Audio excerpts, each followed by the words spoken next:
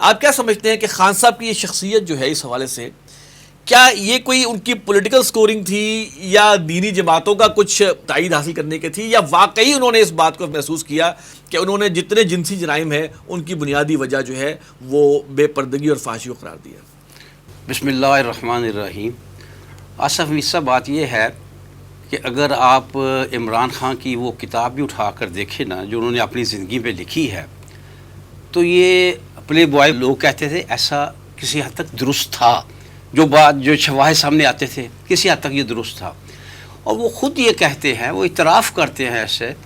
کہ میرا اسلام سے کوئی تعلق واسطہ نہیں تھا، لیکن یہ ہے کہ ایک چینج ان میں آئی۔ وہ بڑی تفصیلی بات ہے، انہوں نے اپنی کتاب میں بڑی تفصیل سے لکھا ہے کہ وہ چینج کیسے آئی۔ تو ایک چینج آئی کہ ایک ایسا شخص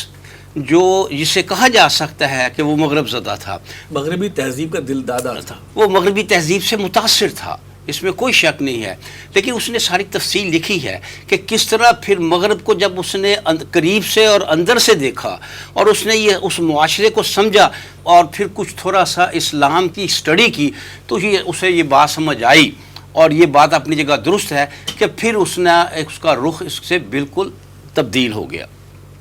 اور پھر آپ دیکھتے ہیں ایک پردہ دار خاتون سے انہوں نے شادی کی، اور اس پر بھی کافی تنقید ہوئی ان پر کہ ملک کا وزیر اعظم ہے، اس کے ساتھ خاتون جا رہی ہے اور اس نے پردہ کیا ہوا، آپ نے بہت سی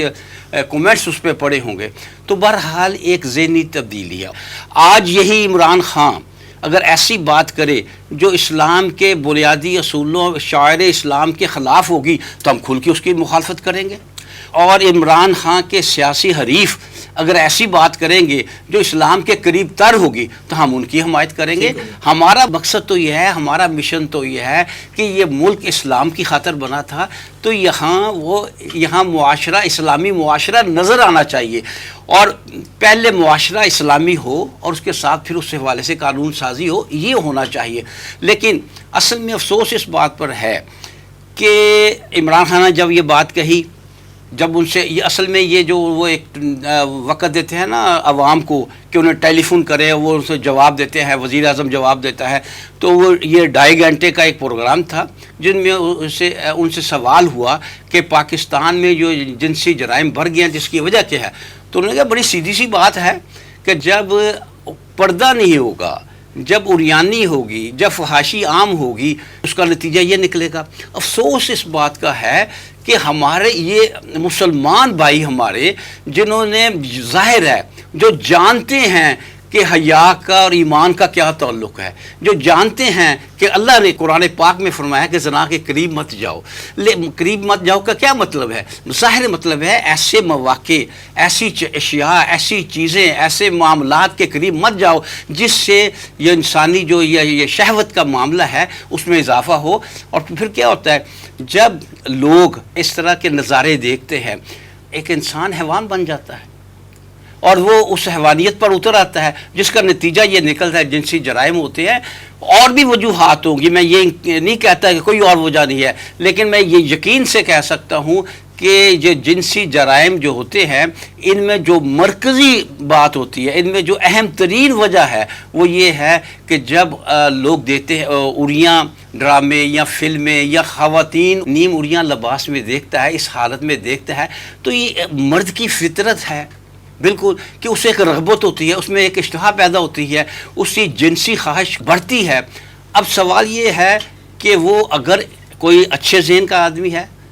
تو اس کو کنٹرول کرے گا، اس کو غلط بات سمجھے گا، اور اسے دیکھیں جس کے لیے غض بصر کا حکم دیا ہے تو وہ غض بصر کرے گا۔ لیکن اگر کسی کے اندر کچھ جراثیم اس کے طرح کے ہیں، اور یہ میں سمجھتا ہوں کیونکہ سیکس انسان کا اس کی فزیولوجی کا ایک لازمی جز ہے، تو وہ خود بخود اس میں اضافہ ہوتا ہے، تو جو کنٹرول نہیں کرتا، جس کے ذہن میں تھوڑا سا اس طرح کے معاملات ہیں،